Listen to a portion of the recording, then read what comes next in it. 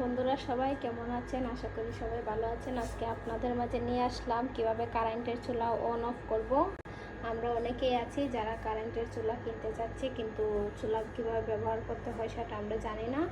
তো আজকে আমরা এই ভিডিওতে সব কিছু দেখাবো যে কিভাবে কারেন্টের চুলা অন অফ করতে হয়। প্রথমত আপনারা এরকম একটা লাইনের মাঝে এই লাইনটা লাগিয়ে দেবেন, তারপর এখানে সুইচ দিয়ে দেবেন। আমি সুইচ দিয়ে দিয়েছি আগেই। তারপরে তো আপনি এখানে এই যে দেখতে পারতেছেন অন অবলিক অফ দেওয়া আছে। এই যে অন অবলিক অফ দেওয়া আছে, এটার মাঝে আপনারা 3 সেকেন্ডের মতো, প্রায় 3 সেকেন্ডের মতো চাপ দিয়ে ধরে রাখবেন। আমি আপনাদেরকে দেখাচ্ছি। এই যে দেখতে পারতেছেন, এই যে এখন একটা শব্দ করছে, শুনতে পারছেন সবাই? এই শব্দটা করার পরে ভাববেন যে এটা অন হয়ে গেছে।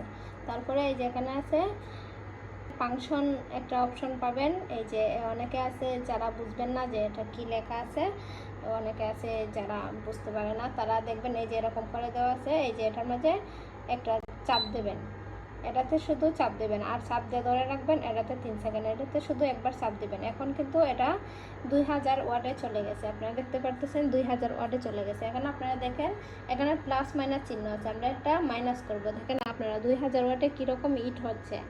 এখন আমরা এটা কমাবো, মাইনাস চিহ্ন আছে, এদিকে মাইনাস করব। যতবার চাপ দিবেন ততবার আস্তে আস্তে মাইনাস হবে। দেখেন এটা মাইনাস করতে করতে 100 পর্যন্ত যাচ্ছে। 100 এখন আছে, আপনারা দেখতে পারতেছেন।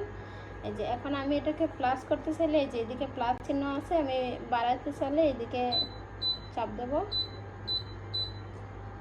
এখন আপনারা দেখেন এখানে একটা ফাংশন আছে। এই যে এখানে টাইমার একটা ফাংশন আছে, দেখতে পাচ্ছেন। এটাতে আপনারা টাইম সেট করতে পারবেন। যেমন ধরেন আপনি এখন একটা রান্না বসাচ্ছেন, সেটা ধরেন আপনি এখন একটা রান্না বসাবেন, সেটা আপনার 5 মিনিট সময় লাগবে বা 3 মিনিট, 1 ঘন্টা, যতটুকু সময় লাগবে আপনি এই টাইমারের মাঝে চাপ দিবেন। দেওয়ার পরে এই যে এখানে টাইমটা দেওয়া আছে, এই যে এখানে টাইমের এই যে একটা আছে। আপনি যদি 10 মিনিট এখানে দেখাচ্ছে, এই যে এখানে দেখেন 10 ঘন্টা উঠছে। আমি এখানে 10 ঘন্টা দেবো না, আরও কম দেবো, 5 ঘন্টা। এই যে এটা হচ্ছে ঘন্টা, এটা হচ্ছে মিনিট।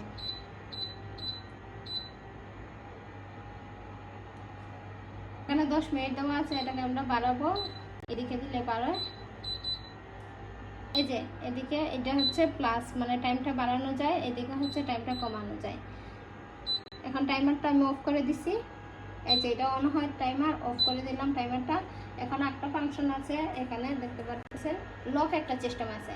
এখন এই ডিসপ্লেগুলো অনেক সময় আমরা আছি যারা রান্নাবান্না করি, তখন সময় হাতের চাপটাপ লেগে এগুলা অনেকগুলাতে এই চাপটাপ লাগতে পারে।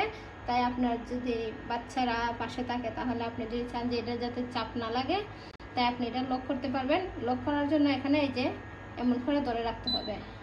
এই যে ধরে রাখছে, এখানে একটা দেখতে পাচ্ছেন লাল বাতি জ্বলছে, তার মানে এটা লক হয়ে গেছে। এখন এই পুরাটার মাঝে হাত লাগলেও কোনো জায়গায় কোনো কিছু হবে না, দেখতে পাচ্ছেন আপনারা।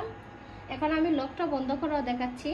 এই যে লকটা বন্ধ করতে এভাবে ধরে রাখবেন, এই যে লকটা বন্ধ হয়ে গেল।